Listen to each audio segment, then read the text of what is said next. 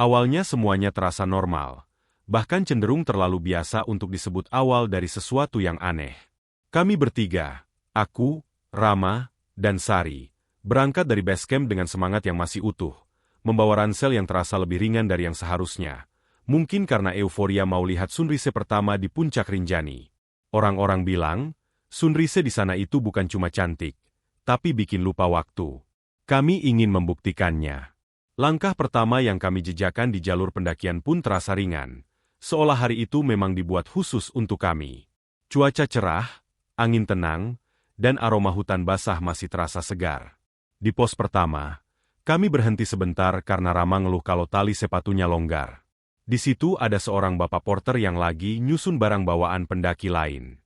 Badannya kecil tapi kelihatan kuat, kulitnya gelap terbakar matahari, dan gerak-geriknya cepat tapi tenang.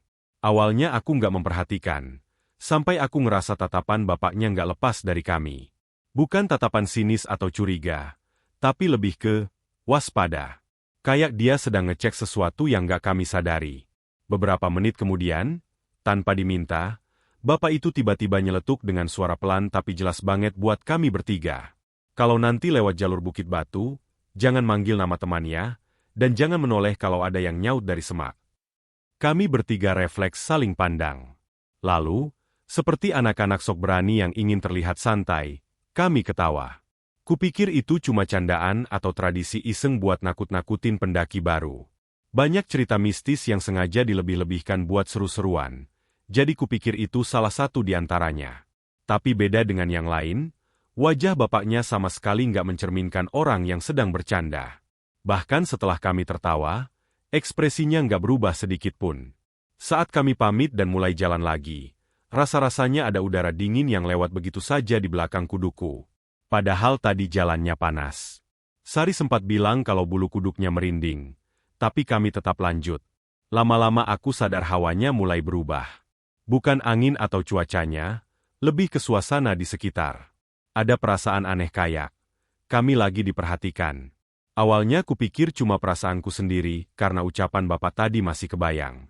Tapi setelah beberapa menit, aku benar-benar ngerasa kayak ada yang ngikutin dari belakang. Rasanya halus, samar, tapi nyata. Setiap kali aku menoleh, yang kulihat cuma pepohonan tinggi, batang-batang yang berlumut, dan jalur tanah yang sepi di belakang kami. Nggak ada siapa-siapa. Nggak ada pendaki lain, nggak ada porter, bahkan suara langkah di belakang pun nggak ada. Tapi perasaan diikuti itu tetap ada, seperti bayangan yang terus nempel tanpa diundang. Aku berniat bilang ke Rama dan Sari, tapi aku takut dibilang lebay. Jadi aku tahan dulu. Kami terus berjalan melewati jalur tanah yang mulai menanjak. Cahaya matahari menembus sela-sela daun di atas kepala, membuat bayangan yang bergerak-gerak di tanah. Biasanya aku suka lihat pemandangan kayak gitu, tapi kali ini ada sesuatu yang bikin ngerasa gelisah. Batang pohon terlihat lebih tinggi dari biasanya, semak-semak terasa lebih rapat, dan suara hutan, entah kenapa terdengar jauh. Padahal biasanya suara burung dan serangga akan ramai di jam-jam seperti itu, tapi perjalanan kami mendadak terasa terlalu sunyi. Sari yang biasanya paling cerewet pun tiba-tiba jarang ngomong. Rambutnya yang dikuncir bergerak naik turun mengikuti langkahnya, tapi dia hanya menatap tanah tanpa bicara. Aku sempat menepuk lengannya, bertanya apakah dia capek. Dia cuma menggeleng pelan. Rama juga lebih banyak diam dari biasanya. Biasanya dia penuh komentar, entah itu soal jalur, soal cuaca, atau candaan receh. Tapi kali ini, dia hanya beberapa kali menarik napas panjang, seolah ada sesuatu yang ingin dia katakan tapi ditahan. Beberapa meter kemudian, suara ranting patah terdengar jelas dari arah kanan jalur. Kami bertiga berhenti otomatis. Aku menoleh ke arah suara itu, tapi yang terlihat cuma semak-semak rapat yang bergoyang pelan. Sari menggigit bibir bawahnya. Rama langsung bilang, paling monyet. Tapi suaranya sendiri terdengar ragu. Aku mencoba meyakinkan diri kalau itu memang cuma hewan. Di hutan, suara ranting patah itu hal yang wajar. Masalahnya, sejak tadi aku nggak dengar suara lain selain langkah kami. Kami lanjut jalan. Tapi baru beberapa langkah, aku dengar lagi suara gerak dari semak. Hanya saja kali ini lebih dekat. Seperti ada sesuatu yang mengikuti ritme langkah kami. Kalau kami berhenti, suara itu berhenti. Kalau kami jalan, suara itu ikut. Aku nggak berani nengok lagi.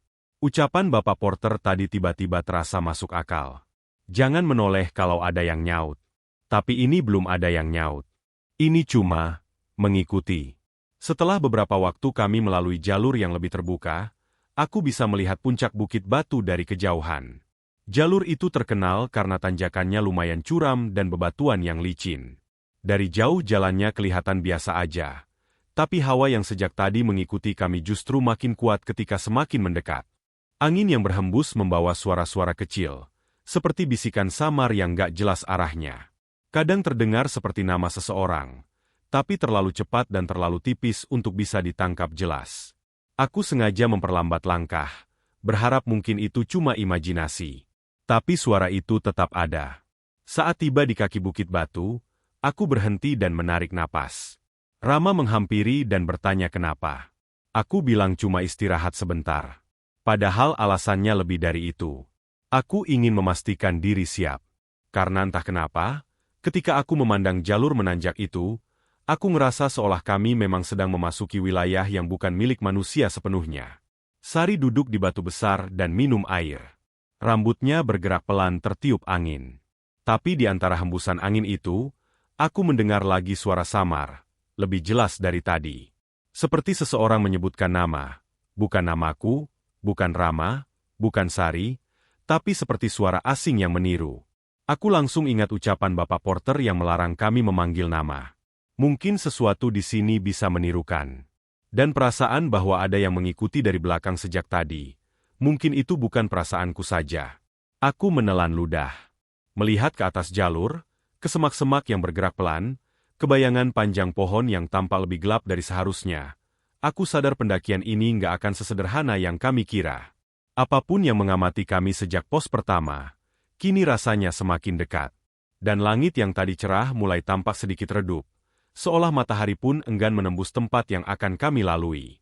Saat kami mulai melangkah lagi menuju Bukit Batu itu, aku tahu pendakian ini bukan lagi pendakian biasa. Sesuatu sudah memperhatikan kami.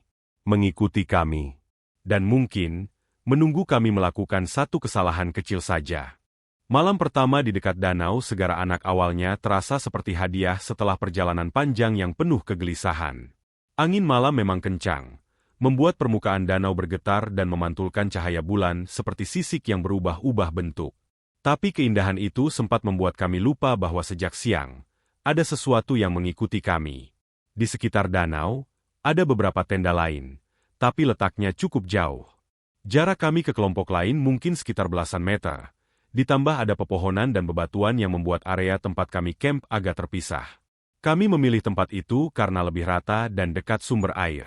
Kami pikir itu keputusan yang tepat. Ternyata tidak. Setelah makan malam sederhana, mie instan dan kopi sachet, kami ngobrol sebentar di depan tenda. Suaraku dan Rama saling bersahutan dengan santai, sementara Sari menggosok kedua tangannya karena udara makin dingin.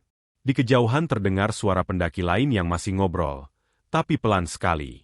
Setelah beberapa saat, suara-suara itu hilang, dan hanya suara angin yang bertiup kencang, menghantam sisi tenda dan bergetar seperti dipukul-pukul. Sekitar jam 11 malam, kami memutuskan buat tidur. Aku sebenarnya belum terlalu ngantuk, tapi udara dingin membuatku ingin masuk sleeping bag. Di dalam tenda, hawa lebih hangat, tapi tetap saja ada rasa dingin yang merembes. Dingin yang aneh, dingin yang tidak seperti efek cuaca. Aku merasa seperti ada hawa lain yang ikut masuk bersama angin. Entah jam berapa aku akhirnya tertidur. Rasanya baru sebentar memejamkan mata ketika aku terbangun karena suara yang sangat jelas. Suara langkah kaki. Awalnya pelan, seperti seseorang berjalan di tanah berpasir di sekitar tenda. Kupikir itu Rama yang mungkin keluar buat pipis. Tapi posisi tubuh Rama terasa jelas di sebelahku. Napasnya teratur, bahkan sedikit terdengar ngorok halus. Sari ada di sisi lain, terbungkus sleeping bag sampai kepala, cuma sedikit rambutnya yang kelihatan. Aku menahan napas, mencoba memastikan. Tenda kami cukup kecil, jadi kalau ada yang bergerak di dalam, akan langsung terasa. Tapi ini jelas suara dari luar. Langkahnya berat, tapi tidak seperti manusia dewasa pada umumnya. Ada jeda kecil di setiap langkah, seolah kakinya tidak menjejak dengan presisi. Atau seperti orang yang sedang menyeret sesuatu yang ringan tapi mengganggu ritme jalannya. Ram, bisikku sangat pelan. Lo keluar ya. Tidak ada jawaban. Tapi aku bisa mendengar napasnya dari jarak yang jelas. Dia tidak bergerak sama sekali. Langkah itu semakin dekat. Suara tanah terinjak perlahan, bergesek dengan kerikil kecil, makin lama makin jelas. Aku merasakan jantungku berdetak keras sampai seolah menusuk dadaku. Dalam kondisi biasa, siapapun yang berjalan di sekitar tenda pasti menyapa atau memunculkan suara lain. Dan biasanya, orang berjalan menuju danau atau kembali ke tenda mereka. Tapi langkah ini justru berhenti di satu tempat. Tepat di depan pintu tenda kami. Aku menelan ludah. Tenda bergoyang sedikit karena angin. Tapi aku bisa merasakan ada sesuatu yang berdiri diam di luar. Tidak bergerak. Tidak bersuara. Hanya keberadaannya saja yang terasa menekan dari luar. Aku mencoba meyakinkan diriku kalau itu hanyalah pendaki yang nyasar atau sedang mencari temannya. Tapi pikiran itu langsung hancur ketika suara itu terdengar. Suara perempuan kecil. Pelan. Lembut. Tapi ada nada yang tidak manusiawi. Bolehkah saya ikut berteduh? Begitu suaranya muncul, seluruh tubuhku terasa membeku. Suara itu bukan suara orang dewasa. Tapi juga bukan suara anak-anak. Ada sesuatu yang ganjil. Seperti suara yang dipaksakan untuk terdengar manusia. Kata-katanya jelas. Tapi cara suara itu berdenting. Seperti ada retakan di setiap hurufnya. Aku refleks memalingkan wajahku ke arah Rama dan Sari. Sari masih tidur. Atau lebih tepatnya seperti setengah sadar. Bibirnya sedikit membuka. Mungkin terganggu suara itu. Aku ingin membangunkan mereka. Tapi aku sendiri takut bergerak. Suara dari luar tenda itu begitu dekat seolah bibirnya hanya beberapa sentimeter dari kain tenda. Aku menahan napas, berharap suara itu menghilang sendiri. Tapi justru diamnya semakin lama semakin mencekam. Lalu, tanpa kusangka, Sari tiba-tiba membuka mata dan bergumam kecil. Dia kelihatan bingung, tapi suaranya keluar begitu saja. Otomatis, seperti dia menjawab refleks tanpa memahami situasinya. Iya, masuk aja. Aku sontak menutup mulutnya, mendorong wajahnya sedikit ke bawah agar tidak melanjutkan kalimat itu. Tanganku gemetar saat melakukannya. Sari terlihat kaget dan mencoba meronta pelan, tapi aku hanya menggeleng kuat-kuat. Matanya langsung membesar, seolah dia akhirnya tersadar apa yang baru saja dia lakukan. Dari luar tenda, setelah kalimat terputus itu, terdengar sesuatu. Bukan langkah. Bukan suara daun, tapi tawa kecil. Tawa yang sangat pelan, namun nadanya seperti benda pecah yang digesek, retak, dan bergema tidak normal. Tawa itu bukan tawa manusia. Rasanya ingin menutup telinga, tapi tubuhku kaku. Kemudian suara itu berkata lagi, dengan nada yang lebih jelas, lebih panjang, dan lebih menusuk. Kalau begitu, saya tunggu di bukit. Setiap kata terasa seperti ditarik perlahan. Seperti seseorang yang sedang tersenyum sangat lebar hingga pipinya hampir robek. Suaranya menekan dari luar. Tapi entah bagaimana, aku bisa merasakan tatapan makhluk itu menembus kain tenda, melihat ke dalam, melihat kami. Bukan hanya melihat, tapi mengamati, seolah mengingat satu persatu detail kami. Setelah kalimat itu selesai, tidak ada lagi tawa. Tidak ada suara langkah menjauh. Hanya, hilang. Tidak ada apapun. Seperti suara itu menguap begitu saja ke udara. Aku dan Rama sama-sama tidak berani bergerak. Sari menutup mulutnya sendiri dengan kedua tangan. Tubuhnya gemetar. Aku bisa merasakan detak jantung kami bertiga bergema di dalam ruang kecil itu. Angin di luar masih bertiup kencang, tapi rasanya berbeda. Bukan seperti angin biasa. Seperti ada sesuatu yang bergerak di antara tiupan itu.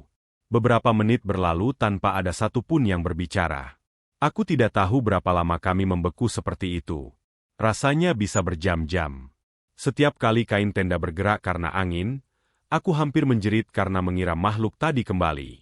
Sampai akhirnya Rama perlahan-lahan mengeluarkan senter dari dalam tasnya, menyalakannya, dan menyorot ke arah pintu tenda dari dalam.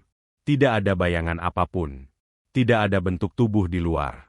Tapi itu justru membuat semuanya terasa lebih menakutkan. Karena suara tadi jelas-jelas berasal dari depan tenda. Kami bertiga akhirnya duduk merapat. Tidak ada yang tidur lagi setelah kejadian itu. Setiap suara kecil dari luar membuat kami terkejut. Bahkan suara air danau yang bergelombang pun terasa menakutkan. Aku bisa merasakan hawa dingin yang berbeda, bukan dingin cuaca, tapi dingin yang berasal dari ketakutan yang menusuk sampai ke tulang. Aku baru menyadari sesuatu. Kata terakhir yang diucapkan suara itu. Bukit. Bukit yang mana? Di sekitar Segara Anak ada beberapa bukit kecil, termasuk jalur menuju Bukit Batu yang akan kami lewati besok. Bukit yang Bapak Porter sebutkan. Bukit yang katanya tidak boleh memanggil nama teman. Dan seolah benar-benar mengerti apa yang menanti kami besok. Suara itu pergi dengan janji. Kami bertiga hanya bisa menatap gelap, sampai matahari mulai muncul dari balik tebing. Tidak ada yang tertidur lagi. Tidak ada yang berani memejamkan mata. Karena kami tahu, apapun yang memanggil kami tadi malam, belum selesai dengan kami. Pagi itu, meski matahari sudah naik cukup tinggi, tidak ada satupun dari kami yang benar-benar merasa siap. Tidur tadi malam tidak lebih dari sekadar memejamkan mata sambil menunggu suara-suara aneh kembali. Aku, Rama, dan Sari bangun dengan mata sembab, tubuh lelah, dan pikiran yang masih dipenuhi bayangan suara perempuan yang meminta masuk ke tenda.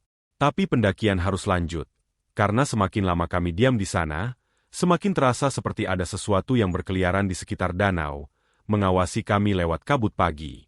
Kami berkemas cepat.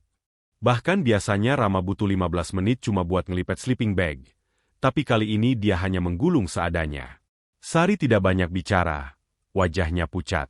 Aku lihat dia beberapa kali melirik ke bukit kecil di sebelah danau, bukit tempat suara itu bilang akan menunggu. Setiap kali angin berhembus melewati bukit itu, dedaunan bergerak pelan seperti melambai, atau memperingatkan. Kami yakin satu hal, kami tidak mau tetap di sini. Rute menuju puncak lewat Bukit Batu adalah pilihan paling cepat, tapi juga jalur yang disuruh Bapak Porter hindari. Jalurnya terkenal lebih sepi dan lebih terbuka. Kalau terjadi apa-apa, tidak banyak pendaki yang bisa membantu. Tapi setelah kejadian malam tadi, justru berada di tempat ramai pun nggak menjamin apa-apa. Jadi kami memutuskan tetap lewat jalur itu, berharap perjalanan cepat akan membuat kami jauh dari gangguan apapun. Sampai akhirnya kami berada di tengah jalur Bukit Batu. Biasanya jalur ini berangin. Dari dulu orang bilang angin di sini seperti sedang menguji mental pendaki. Datang tiba-tiba, mendorong kuat dari samping. Tapi anehnya hari itu, angin berhenti mendadak. Sepenuhnya. Seperti ada yang menekan tombol off di udara. Tidak ada hembusan, tidak ada gerakan daun, tidak ada suara gesekan dahan. Keheningan itu bukan keheningan alami. Ini keheningan yang dipaksa. Langkah kaki kami terdengar terlalu keras, terlalu jelas. Seolah seluruh hutan sedang mendengarkan. Sari, yang berjalan paling depan, mulai melambat. Aku bisa melihat bahunya tegang, punggungnya kaku. Rama dan aku menatap satu sama lain, saling bertanya tanpa kata-kata. Ada sesuatu di sini. Sesuatu yang sama seperti semalam, atau mungkin lebih buruk. Lalu Sari memanggil, suaranya lirih tapi jelas. Ram, pelan dikit dong. Aku langsung memandang ke depan, mengira Rama tanpa sengaja naik duluan. Tapi Rama justru ada di sampingku. Dia berhenti, memandangku dengan ekspresi bingung. Apa? Gue nggak di depan. Saat itu juga, Sari membeku. Bahunya menegang lebih keras. Dia perlahan menoleh ke belakang. Wajahnya pucat dan matanya membesar. Bukan lo? Suaranya gemetar. Sebelum salah satu dari kami sempat bereaksi, suara lain muncul dari arah semak-semak sebelah kanan jalur. Suara itu halus, tapi juga kosong. Bunyinya sama persis dengan suara Rama. Nada, intonasi, bahkan cara memanggil nama Sari. Saar, sini. Aku langsung menarik napas tajam. Itu bukan Rama. Itu tidak mungkin Rama. Tapi suara itu, suaranya persis seperti temanku. Persis. Sari mundur beberapa langkah, tapi kakinya goyah dan dia jatuh terduduk. Tangannya gemetar saat menutup mulut, takut suaranya keluar dan menanggapi panggilan itu. Rama berdiri tepat di sampingku. Tubuhnya kaku seolah tidak percaya apa yang dia dengar. Semak-semak bergoyang. Bukan karena angin tidak ada. Tapi karena sesuatu sedang bergerak keluar dari balik rimbunnya daun. Dan ketika sosok itu muncul, seluruh tubuhku langsung dingin seperti tenggelam di air es. Bukan karena bentuknya tidak mirip manusia. Justru karena bentuknya terlalu mirip. Itu adalah Rama. Versi lain dari Rama. Berdiri dengan pakaian yang sama persis, ransel yang sama, postur yang sama, bahkan luka kecil di dengkul kiri yang Rama dapat kemarin pun ada di sana. Hanya satu hal yang membuatnya berbeda. Wajahnya. Bukan wajahnya yang pertama. Wajah itu normal, sama seperti Rama. Tapi di sisi kiri kepalanya, ada wajah kedua. Menempel seperti serpihan tubuh yang tidak seharusnya ada. Wajah itu menghadap ke samping. Matanya membelalak besar. Bola matanya nyaris tidak tampak karena putihnya terlalu dominan. Dan kedua wajah itu tersenyum. Senyum yang terlalu lebar. Senyum yang tidak seharusnya ada di manusia. Rama asli langsung berteriak. Suara gemetar, penuh kepanikan.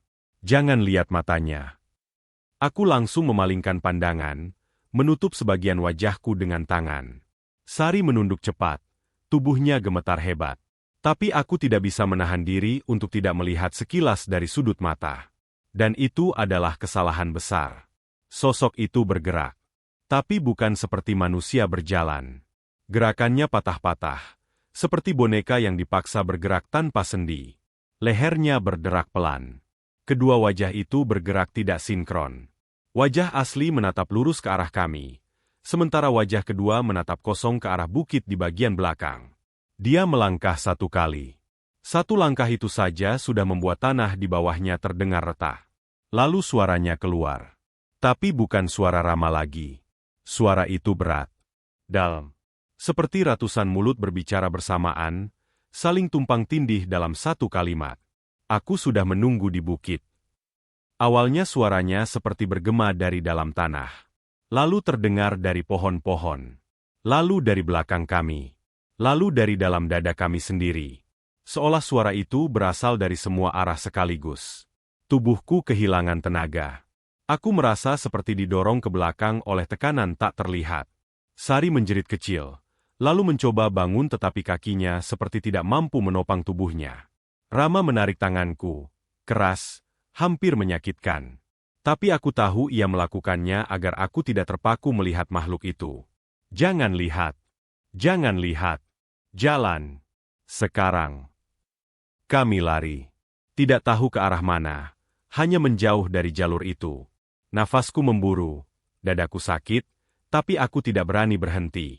Di belakang kami, aku mendengar sesuatu menyeret langkahnya. Bukan mengejar, tapi mengikuti. Gerakannya tidak tergesa-gesa. Tidak terburu-buru. Seperti yakin bahwa cepat atau lambat kami akan berhenti. Aku mendengar suara ranting patah. Lalu desah panjang, seperti napas seseorang yang sangat dekat, meski jaraknya mungkin masih beberapa meter. Sari menangis.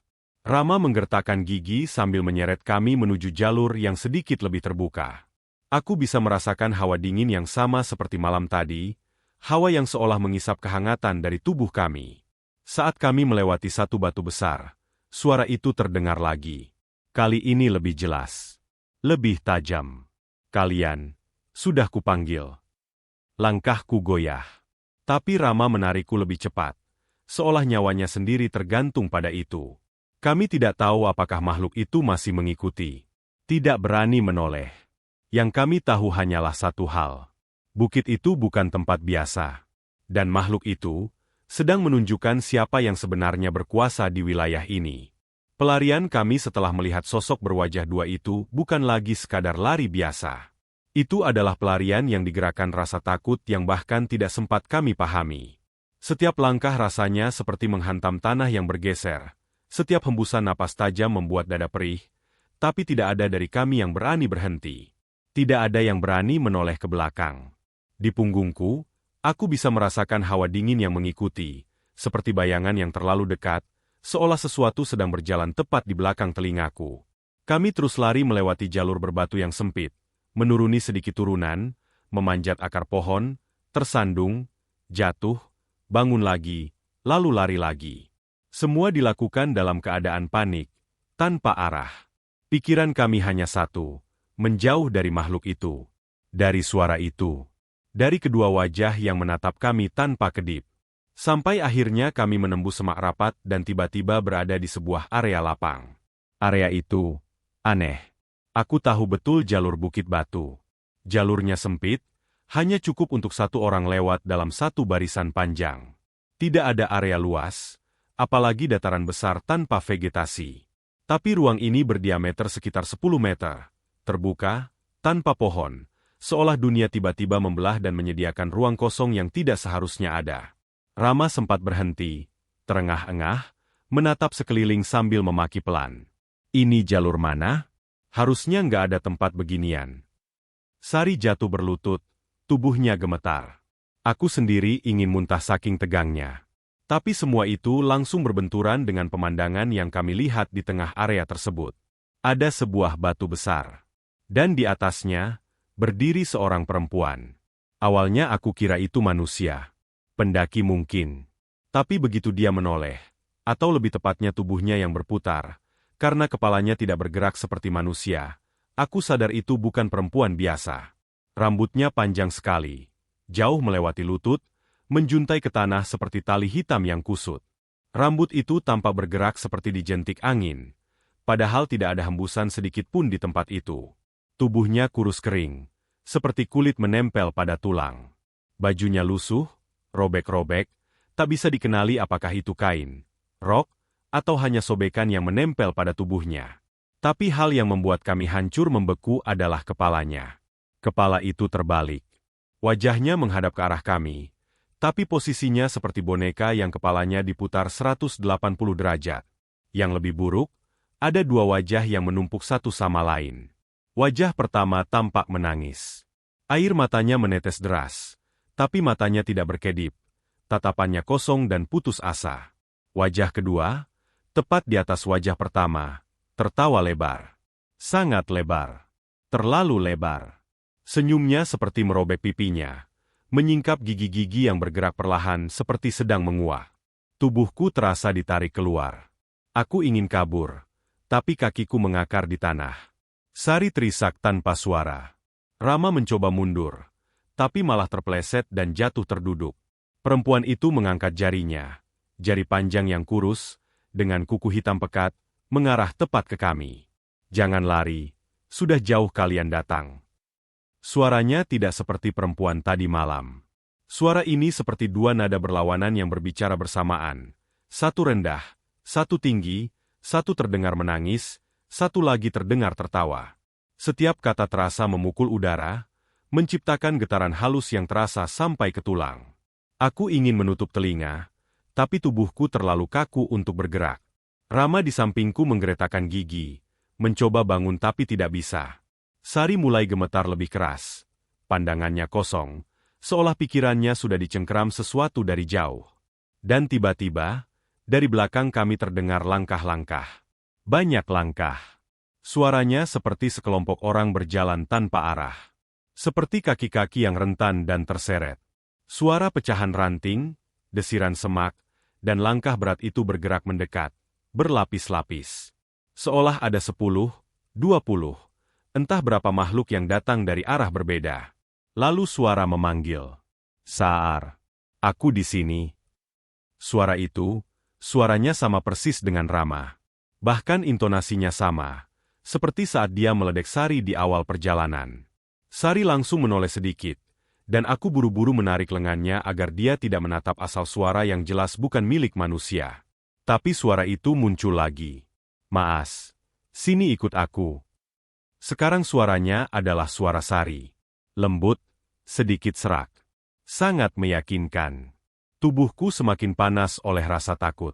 Aku mendengar suara itu muncul dari belakangku, dari depan, dari kiri, dari kanan.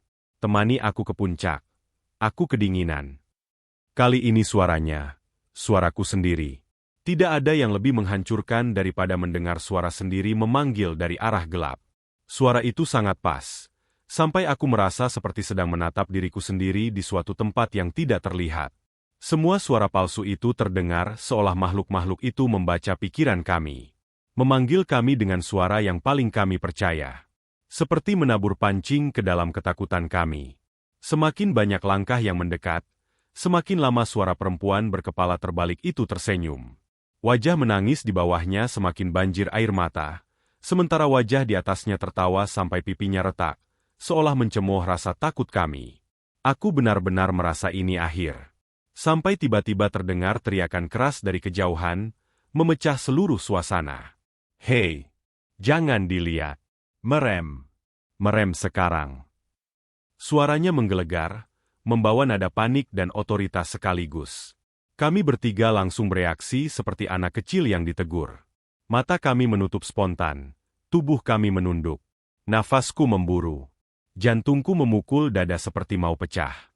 Dan kemudian ada suara langkah cepat, sangat cepat, diikuti suara seperti seseorang menarik kami kasar dari belakang. Ayo, jangan buka mata. Ikutin. Itu suara yang sama. Suara Bapak Porter yang kami temui di pos pertama. Kami merem sekuat tenaga, dan seseorang menarik bahuku, menyeretku sambil berlari. Di sampingku aku mendengar Rama ditarik orang lain. Di belakangku ada suara Sari terisak, tapi seseorang juga menggandeng lengannya. Suara langkah-langkah palsu di belakang kami mulai pecah. Suara mereka berubah dari panggilan menjadi teriakan marah. Suara kaki berlari.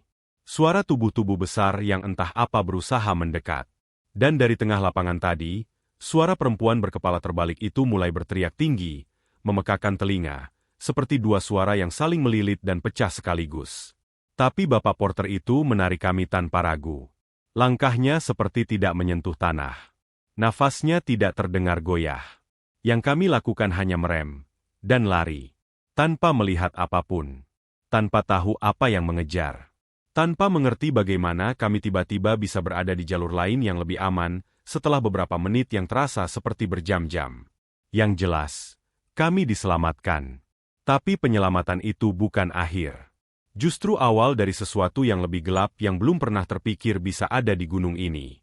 Begitu kami sampai di pos terakhir, tubuhku akhirnya terasa sepenuhnya lemas seperti baru sadar kalau selama pelarian tadi hanya bertahan karena adrenalin semata.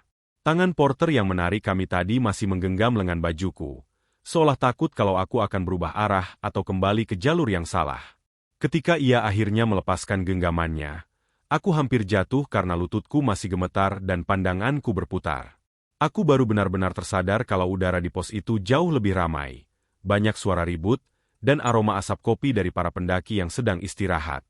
Tapi entah kenapa semua itu terasa seperti dunia yang berbeda dibandingkan apa yang baru kami lalui. Seolah-olah kami melintasi batas tak kasat mata antara sesuatu yang normal dan sesuatu yang tidak seharusnya pernah disentuh manusia. Aku menoleh dan melihat sekitar 10 pendaki dan beberapa porter berdiri mengelilingi kami dengan ekspresi tegang. Ada yang memandang kami seperti baru diselamatkan dari jurang maut, ada yang tampak ngeri seakan mereka tahu persis apa yang hampir terjadi pada kami. Seorang porter yang lebih tua, dengan kumis tipis dan kulit keriput yang sepertinya sudah puluhan tahun hidup di gunung, menghampiri dan langsung memeriksa wajah kami satu persatu, memastikan mata kami masih bergerak normal, memastikan kami tidak menunjukkan tanda-tanda aneh, memastikan kami masih manusia sepenuhnya. Caranya melihat membuatku tambah merinding, seolah dia sedang mencari sesuatu yang seharusnya tidak boleh ikut turun bersama kami. Baru setelah itu dia menghela napas panjang dan berkata lirih, "Kalian beruntung masih bisa turun sendiri." Rama yang sejak tadi diam dan masih memegang lututnya, hanya bisa mengangguk lemah. Sari duduk dengan tubuh menggigil. Bukan karena dingin tapi karena sisa ketakutan yang masih menempel seperti kabut dingin yang menolak pergi. Dia menutup wajahnya dengan kedua tangan, dan aku bisa melihat ujung jarinya bergetar terus-menerus. Sementara itu, aku sendiri masih sibuk mencoba menenangkan detak jantung yang terasa terlalu keras hingga telingaku berdenging. Salah satu pendaki lain, seorang laki-laki berkacamata dengan jaket oranye, bertanya dengan suara pelan, "Tadi kalian lihat dia ya?" Porter yang menyelamatkan kami langsung memotong. "Gak usah diomongin dulu. Mereka masih goyah." Tapi pendaki berkacamata itu cuma mengangguk dengan tatapan yang menunjukkan dia tahu persis apa maksudnya dengan dia. Aku mulai sadar bahwa cerita tentang sosok berkepala dua, atau yang mampu meniru suara manusia bukan sekadar dongeng untuk menakuti pendaki baru. Itu sesuatu yang nyata, atau setidaknya nyata di tempat ini. Dan yang lebih menakutkan lagi, Orang-orang di sini sudah cukup sering menghadapinya sampai bisa membicarakannya dengan nada tanpa teriakan. Tanpa heran, hanya ketakutan yang diucapkan dengan datar, seperti membahas cuaca buruk. Porter yang membawa kami turun duduk di sebelahku, memberi sebotol air minum.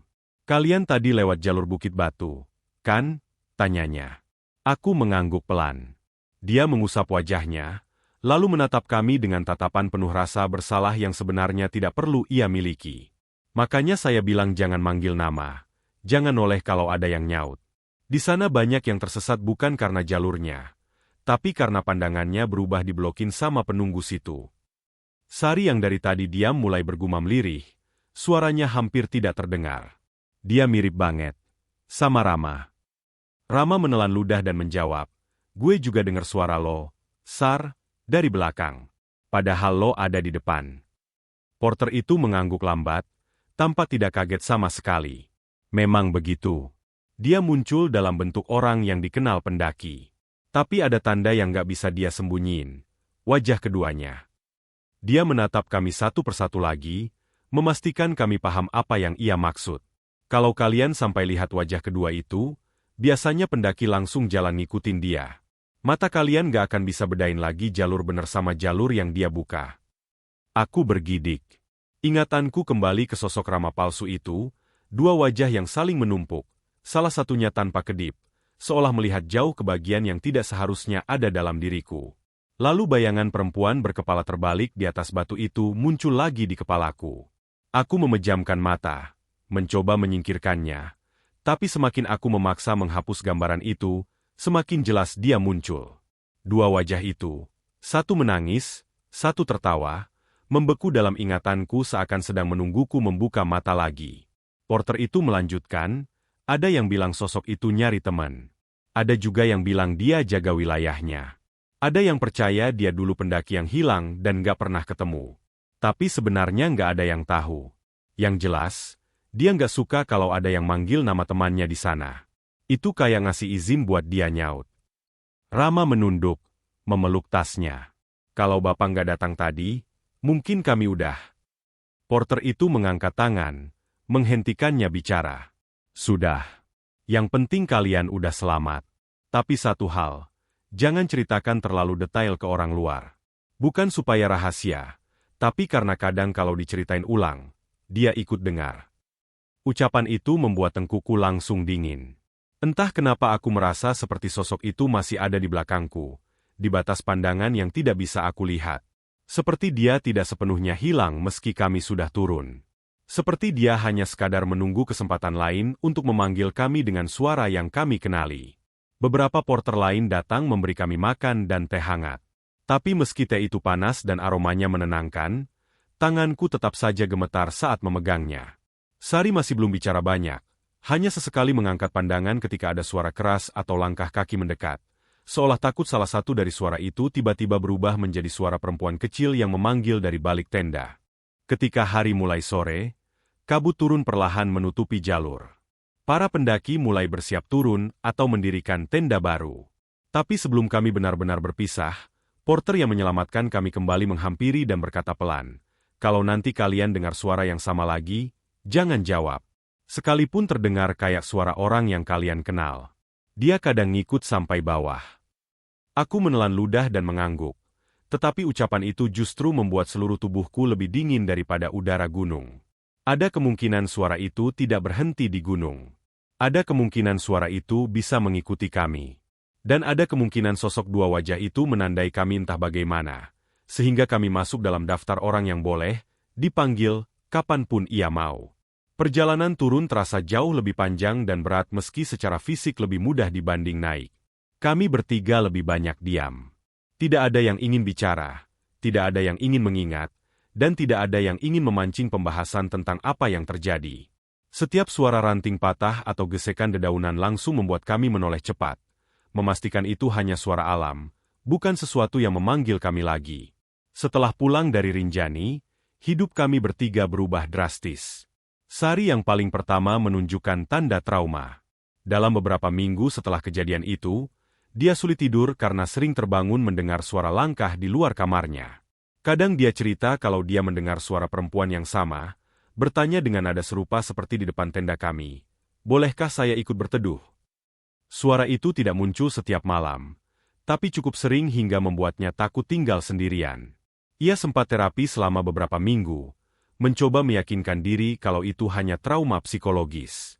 Tapi aku tahu, dari cara dia memandangi jendela setiap kali ada angin berhembus, bahwa sebagian dari dirinya masih percaya bahwa suara itu bukan hanya dari dalam kepalanya. Rama tidak seburuk Sari, tapi dia lebih gampang marah, gampang terkejut. Dia sempat berhenti naik gunung sepenuhnya. Padahal sebelumnya dia orang yang paling antusias soal pendakian. Dia bilang setiap kali melihat jalur berbatu atau semak-semak lebat, dia selalu terbayang sosok dirinya sendiri muncul dari baliknya dengan dua wajah. Kayak gue punya kembaran yang nunggu gue lengah, begitu katanya. Kupikir aku baik-baik saja. Kupikir aku bisa melupakan semuanya setelah beberapa bulan. Tapi aku salah. Ada malam-malam tertentu ketika rumah sudah sunyi, ketika aku duduk sendirian di kamar, aku bisa mendengar suara samar di luar jendela. Suara langkah pelan, atau napas pendek, atau sesekali, suara yang sangat aku kenal. Suara perempuan kecil itu. Bolehkah saya ikut berteduh? Setiap kali itu terjadi, seluruh bulu kuduku berdiri. Aku tidak menjawabnya. Aku tidak berani. Tapi yang membuatku semakin takut adalah, aku merasa suara itu semakin jelas. Semakin dekat. Seolah-olah jarak antara Rinjani dan rumahku tidak menghalangi sosok itu untuk menemukan kami lagi. Dan setiap kali aku menutup mata, bayangan dua wajah itu selalu muncul. Wajah pertama menangis. Wajah kedua tertawa. Dua-duanya melihat ke arahku seakan-akan aku masih berada di bukit batu itu. Seakan aku belum benar-benar pulang. Dan yang membuatku tidak pernah benar-benar tenang adalah perasaan bahwa sosok itu belum selesai dengan kami. Bahwa mungkin, dia hanya menunggu waktu yang tepat untuk kembali memanggil kami dengan suara yang kami percaya. Dan mungkin pada panggilan berikutnya, kami tidak akan seberuntung sebelumnya.